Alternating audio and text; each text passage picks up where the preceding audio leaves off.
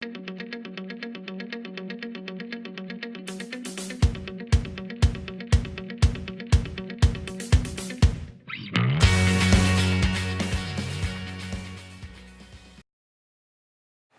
tonight, we get to hear from 4 of your peers who've had the chance. Question, that same question that we've asked you tonight. Who is Jesus? Who is Jesus? And so I'm going to invite them up now. They are 4 guys here who go to River Falls as well, just like you, and they've all experienced the same question and encountered Jesus in very real ways. So I'm going to ask them that they would introduce themselves, share what they're studying, and how about their favorite Christmas gift they've ever received. So I'm Marshall. We all live in the same apartment now, and my twin brothers on the other side, in case you didn't know. So I'm Marshall. I'm studying math and chemistry, and I think he's studying something similar, so don't get confused. And my favorite Christmas present ever was a rapid-fire Nerf gun my parents got. Unfortunately, we got one for Chase too, so it wasn't the one-sided battle like I was hoping. But that was my favorite. Hi guys, I'm Trevor. I study physics here. Let's see. My favorite Christmas present would probably have to be my 64.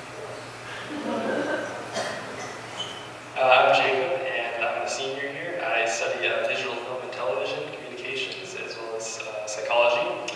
And my most memorable Christmas present that's affected my life for many years now is a dishwasher. I do dishes.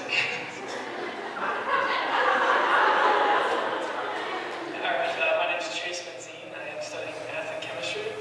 So I'm Marshall, and my present wasn't quite as big as a dishwasher, but I really like dill pickles, and so every year for Christmas I wouldn't get just a little jar of dill pickles, I get one of those huge ones. I get it all to myself. So that was my favorite present. Awesome. I feel like I know them all like in a real personal way now. Why don't you guys take a little bit of time to explain to us, where were you guys a year ago? Did you guys know each other? How did you guys end up living together? How did you guys come to this point? Well, I originally was in McMillan all my freshman year, and I lived right next to Chase and Marshall. They were in the same dorm, of course, twins. So I knew them that year, and then we lived in right next to each other again my second year. And then Marshall and Yeah, so we lived together the first 2 years in McMillan, and then we moved out of McMillan and got an apartment. We didn't know Trevor yet, and then after our 3rd year, we wanted to live in another apartment, but our other friends all had their own apartments and stuff, and so we didn't know who our 4th person was going to be. And so I just accepted Christ like 6 months before that, and so I really wanted a Christian roommate. And so I thought, well, I'll just look at Intervarsity and see if there's any dudes there that I know. Turns out I'd only been involved for like a month, and so I didn't know any guys there. But I'd had a class with this guy in the physics department one time, and I'll never forget, we were doing physics, and I just accepted Christ, and I was wearing my Pick Jesus shirt, and this guy was already Christian, and all of a sudden we were talking about Jesus, and clearly distracted from the homework we were doing, and our professor came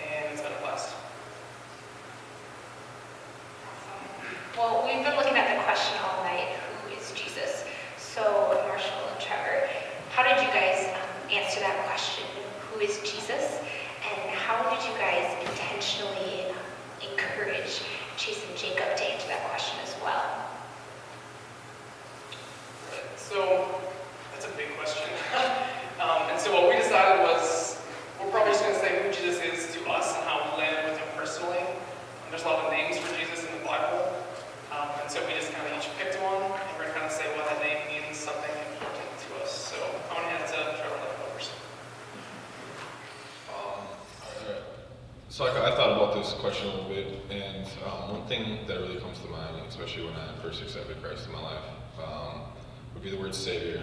I kind of came from a wild lifestyle before I met Christ, and a lot of partying, substance use and abuse, and I just started to question that life, and I came to River Falls, and I met some people from Intervarsity, and they kind of helped me out to answer that question, and he really opened a lot of doors for me and closed off quite a few.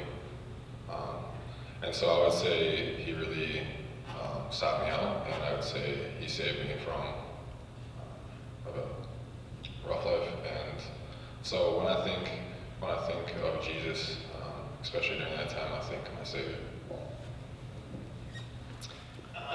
I accepted Christ like a year and a half ago, and I'd always grown up thinking that following him and obeying his commandments was something I had to do, and if I didn't, I'd get in trouble for it. And so this summer, after I'd accepted Christ, I still kind of had that mentality, and my godfather called me one night, and I told him, I was just talking to him, and somehow he kind of perceived that that's what I was thinking about it. And so he kind of told me a story. It has to do with the Gospel of John, since we're in it right now. And so I look at Jesus as the Good Shepherd. And if you've been in Bible study and community group, then you've heard a little bit about this. But what he basically told me was there's two kinds of shepherds. There's the one that walks behind you, or the flock with a stick, and kind of like hits you and says, do what I say, follow me, and life will be good. And you do things because you have to. And the other kind of shepherd is the Good Shepherd, who walks in front of you and sings a song or whistles, and you follow him because you love him, and you trust him, and you know his voice. And so that's really where I've landed with him now. Is I do what he says because like they're commandments, but ultimately there's rules that allow me to experience life to the fullest and to love people. And so that's really fallen with that question. Awesome. So how did you two intentionally encourage Chase and Jacob to answer the question, who is Jesus? That's a good question. Well, I'll just start off by saying that Trevor and I live in the same room. And so a lot of times we're up late at night together, and we have this thing called pillow time. Where if we're both up, you didn't know I was going to say this, did you? And if we're both up late, and we just start talking about things that matter. And one thing that came up was talking about how we were going to be intentional with Chase and Jacob, because we both accepted Christ a year or 2 years ago, and it totally changed our lives. And so we're like, man, we really want to be intentional, but we don't know how we're going to do it. And so we were thinking, and we're like, of course we're going to invite them to things, but more than that, we want to do something. And Trevor just been to Ivy Alive, which is a summer program, and we were talking, and we eventually got led to this story, which he's like, dude, we've been talking, but I have to tell you this story because I think this really sums up what we're talking about. So I'm actually going to ask him to tell you that story because when I heard it, I was like, that's probably the best way to be intentional I've ever heard. So it's story time. All right, so this story is kind of a story about, well, I'll just tell a story and then I'll kind of share about it. Should we close your eyes? No. All right, close your eyes if you want to visualize this. A guy is out in the marketplace and it's a really hot day. It's next to the desert, and he harvests mangoes and he has these really good mangoes, and he's like, this is gonna be great. It's a really hot day. It's a really sunny day, and I got these fresh mangoes, and these people just, I'm gonna sell these mangoes. And so he goes to the marketplace and he starts selling them for $4 a mango, and he's like, this is a good buy. People will come and people are thirsty. And so he goes to the marketplace and he's standing there for a while, and he noticed he's not getting any sales. And so he's like, okay, well maybe I'll start selling them for $3. And he still has no buyers, and he's like, the mangoes are really good and it's really hot. I mean, he starts questioning, and so he goes down to $2 a mango. And at this point, he's getting kind of hot and tired. He's been out there for a while, and he goes down to another $1, or just $1. And so at this point, he's thirsty. He's been out there half the day. It's hot, and so he's like, I can't help myself. And so what he does is he grabs a mango and he just starts eating it just all over his face, just dripping all over his face, and he's just loving every minute of this mango he's eating. And then you notice after he's been there and enjoyed his mango and people watch him eat this mango and how juicy and good it is, he noticed he starts selling all his mangoes. And by the end of the day, he had sold all his mangoes. So that's the story.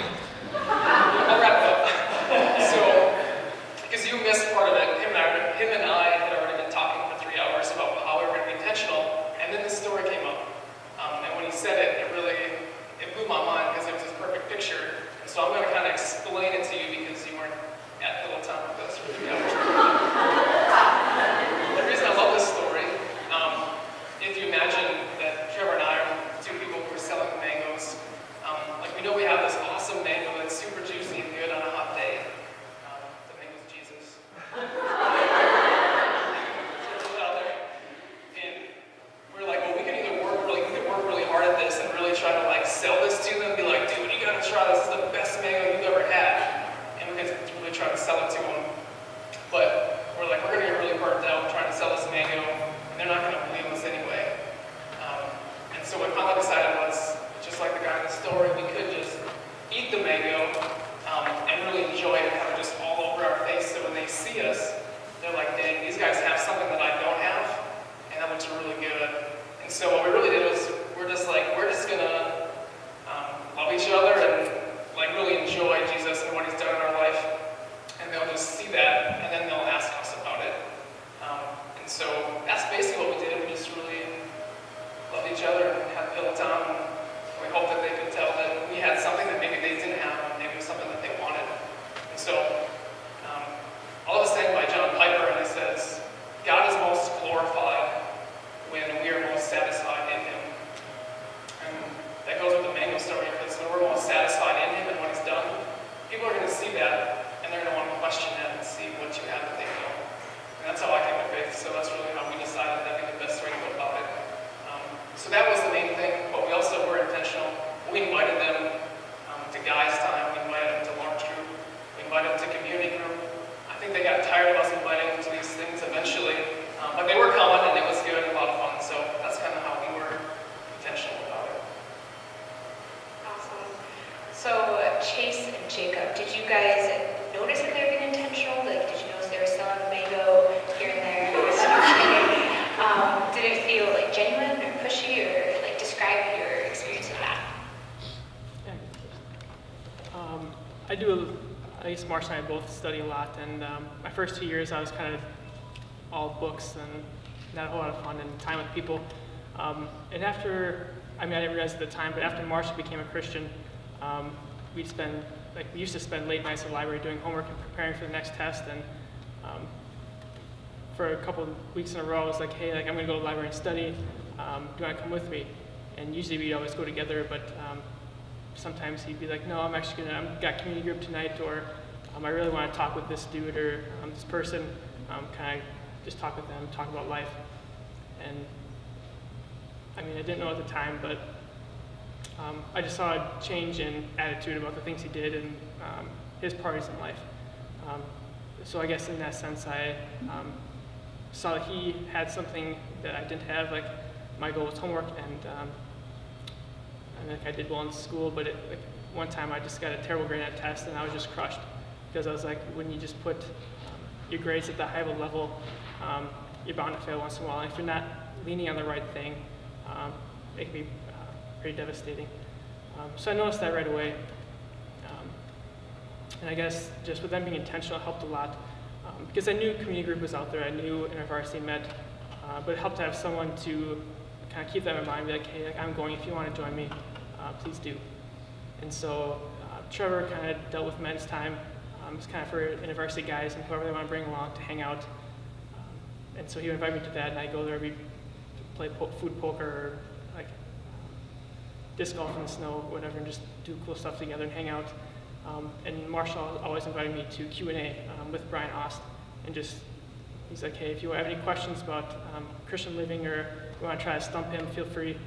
He enjoys the questions, and so those are two important things for me. One was that I met Brian. He's just an Intervarsity staff person, and I'll come back to him later when I speak, but it was just important that I met him. And the other important thing was that I met a lot of Christian guys because of these events, and just having that close community made a big difference in the long run.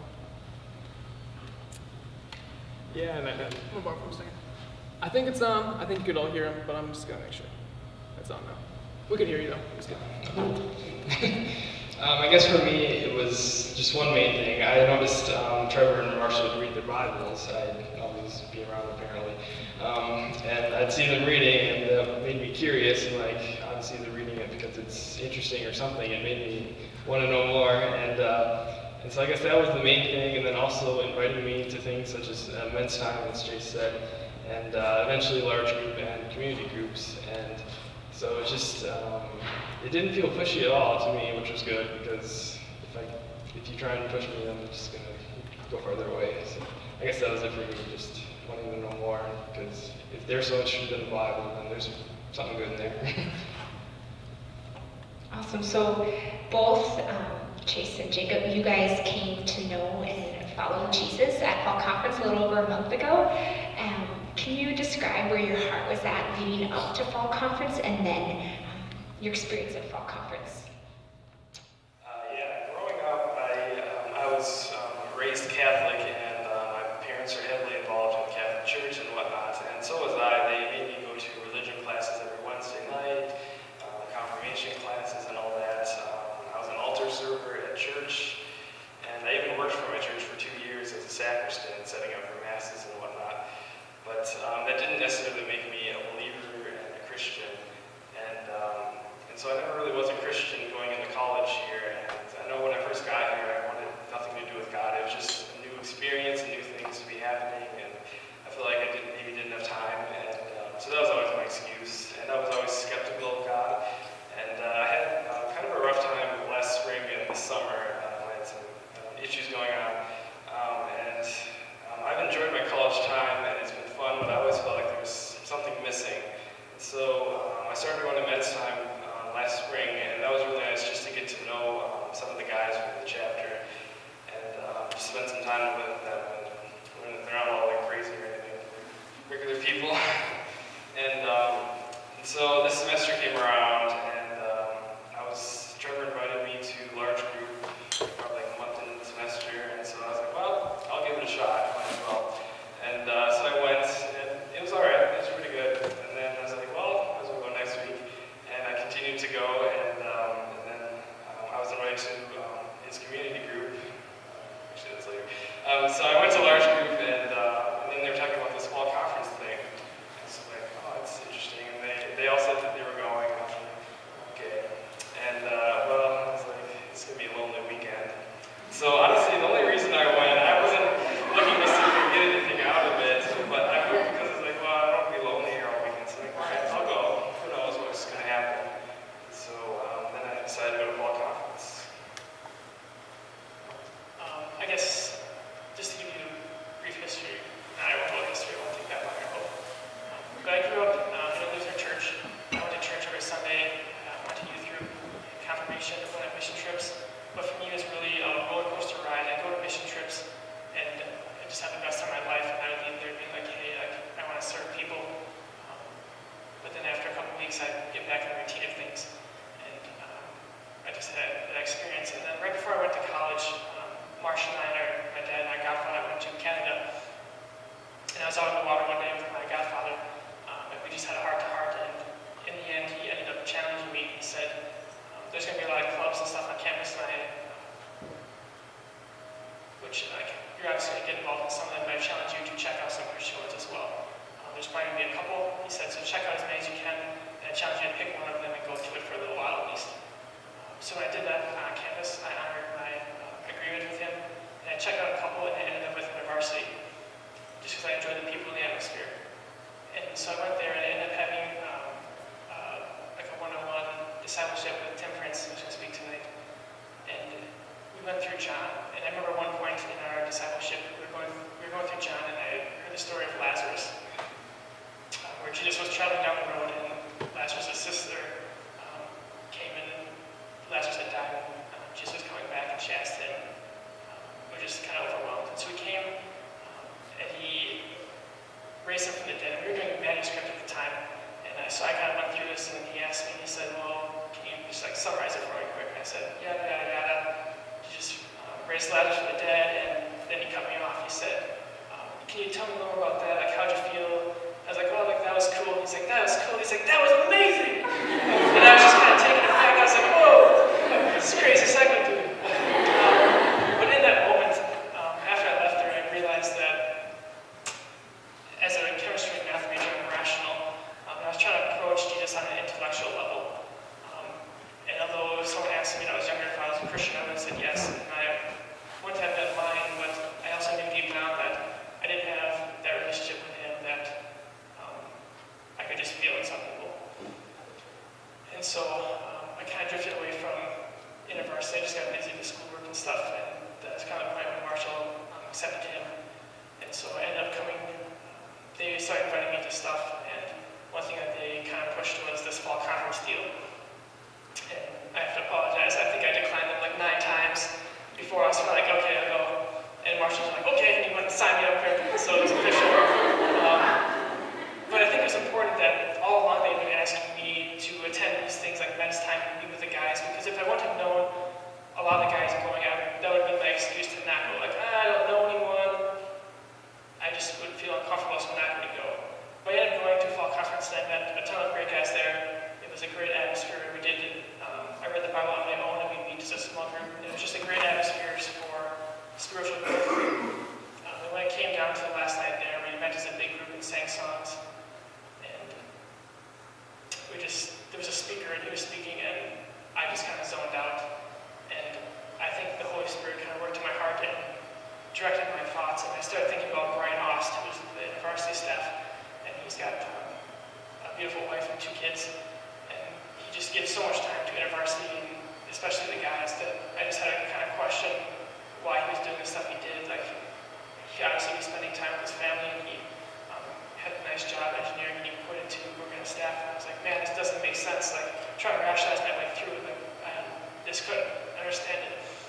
And all of a sudden, it just hit me that, like, I was worth it to Brian, and I was worth it to God. And just as Brian was willing to give up some of his time, which is something he'll never get back, that was worth it to him, and that was worth it that he just kind of died on the cross for me. And so all this was going through my head, and I just kind of looked at my life.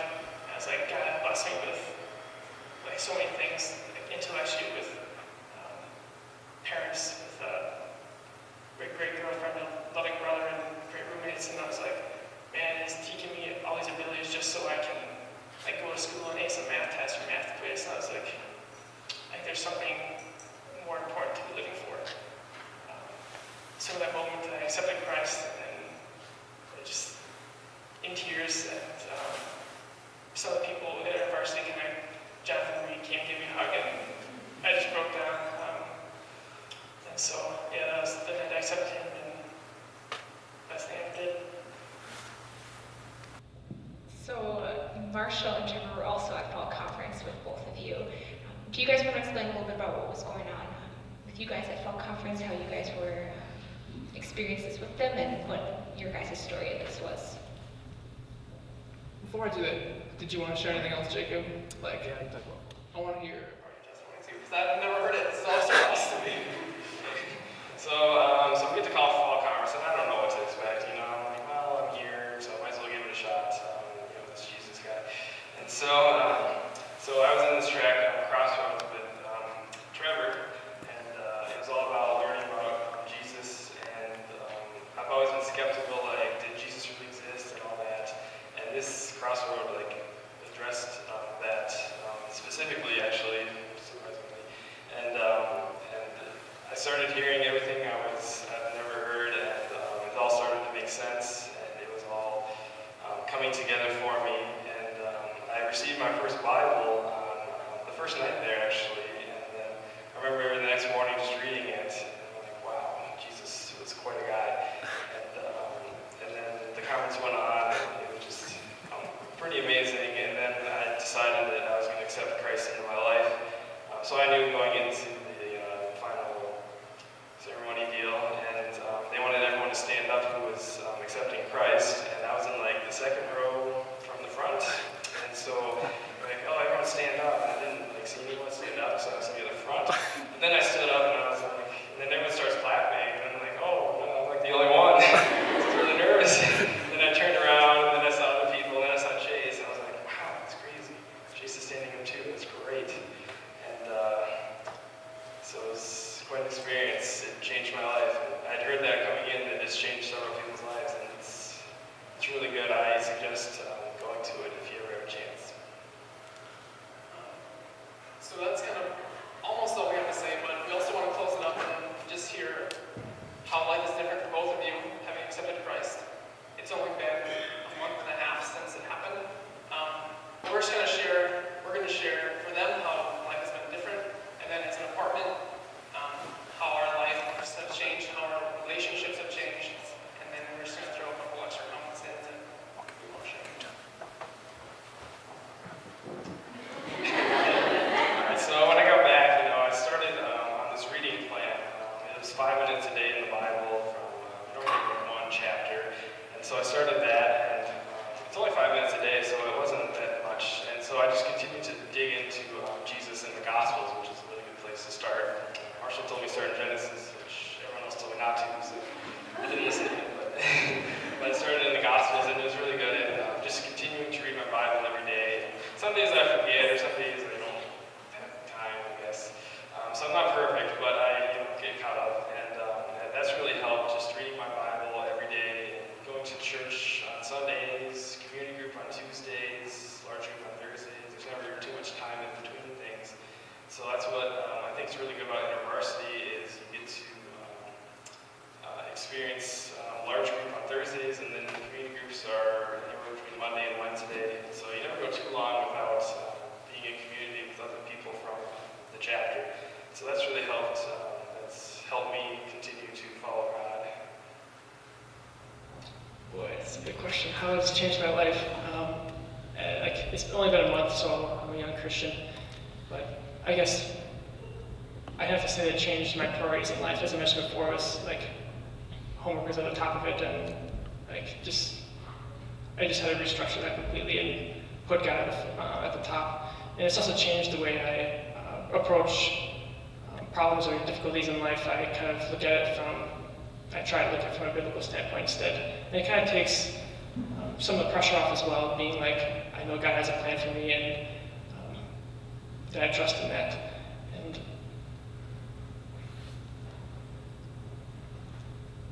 I guess the biggest thing for me is, like I mentioned with the test, like when you place something so high of value and it doesn't turn out the way that you imagine or hope, it's just devastating. So it's been a blessing to me that I know I have someone who loves me, no matter how I do on a test or no matter how everything's going, that he'll always be there for me.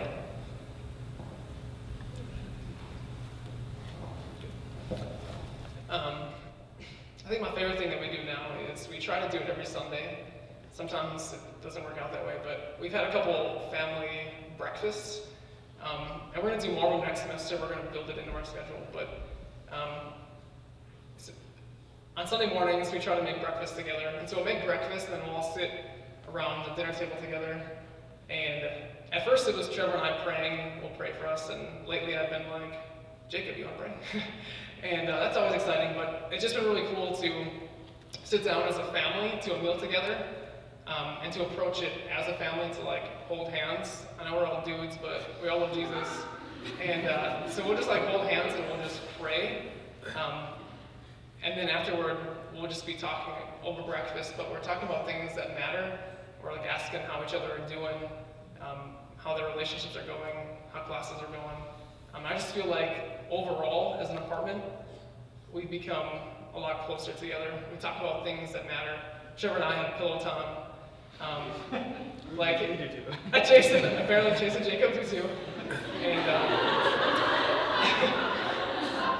and I think seriously one of the coolest parts is we all struggle with things, and one thing I really struggle with sometimes is lust, and I think sometimes we don't talk about it, but it's something that like I've told all of them now, and I'm like, there's things I do that I shouldn't be doing, and like I want you guys to hold me accountable to that. Like, don't let me do certain things, don't let me even put myself in a situation where I have to worry about it. And so I think the coolest thing was something came up on TV. There's all these crazy things on TV.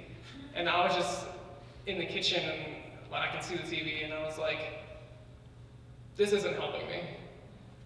And that's all I really had to say, and I just kind of like changed the station and that was it. But that's a huge deal to me. Like, I don't know, that doesn't help. And so the coolest thing I think has just been like an intentionality between all of us that we're all in this together. We all struggle with different things, but ultimately, like we're the body of Christ, and we're gonna be helping each other and encouraging each other to do that. And so there's really no more sarcasm. Like in our apartment, it's all encouraging and uplifting stuff. And I think the last thing I wanted to say was, this is kind of our story, but it's all about what God's done in our life, and that's the real story. So the last thing I wanted to share was, sometimes I hesitate to tell this story because Trevor and I were intentional about it, but I don't want, like, we can't take the credit for it like Trevor and I can't, and I think the coolest part of this whole story, for me at least, was, so rewind to fall conference, and I knew there was going to be an altar call where the speaker would invite people to accept Jesus, and I didn't know how Chase and Jacob were going to respond to that. And so I just kind of probed Chase before we went in there, and I was like, hey dude, like, how you feeling? Like, what's going on? Like, what do you think about altar calls? And he's like, you know, I'm really not a fan of those. Like, I don't really like those. Okay. And like, I had all these hopes that he was going to accept Jesus at fall conference, and I signed him up as soon as he said he would. And I was really like putting all my hope in this one chance that he would accept Christ. And so to hear that, I was really bummed, and I was like, oh, like apparently Chase isn't expecting it. So we get in there, and I don't know, it just wasn't going the way I was hoping it would, like, and I kind of gave up. Some of the, I'm just gonna say it, some of the songs were, they were good songs too, but at least this one wasn't doing it for me. And so I just gave up, and I was like, you know, like, we've been being intentional for like a year now. Apparently it's not gonna happen. And I just kind of gave up on it, and Chase and I were just kind of laughing and having a good time, and I made a couple comments about the song that was playing that, like, we were just joking. I was just joking with the song, and I was like, you know, if he's not gonna accept Christ, at least we're gonna have a good last night here. And all of a sudden I was like, you know, joking, and we were just singing and watching, and all of a sudden I looked over, and Chase was like kneeling, like just sitting down, like thinking to himself. I was like, oh, like, maybe it's happening. and because I've been there, like I know what that's like, and I could tell he was really thinking and struggling, and like the wheels were turning. And I was like, okay, and I just started praying. No more fun and games, like I was all just praying about it. But I think that was the coolest part for me, was as soon as I gave up on it, God was like, okay, I'll make it happen now. And I think it's because God knows I can be prideful. And so he wanted to make sure there was no way I could boast about it. And so he waited till I gave up on it. And then he's like, okay, here's your brother in Christ. And now I have 3 brothers in Christ who live with me. So it's our story and we love it. But ultimately it's God who's been working in our life. So this is a beautiful story, and we've been blessed to hear this. And I think the cool thing is, if you've been with us this semester, we've been studying the book of John, and through studying John, we've been able to see different attributes of Jesus and who Jesus is. And through this story, different attributes of Jesus shine through in such a clear way. Through the Gospel of John, we've been able to see how intentional Jesus is, how relational Jesus is, and how God is a God of perfect timing. And this story points directly to that. And so just like Marshall said, we want to give all the glory to God through this, because God orchestrated this, and it's good.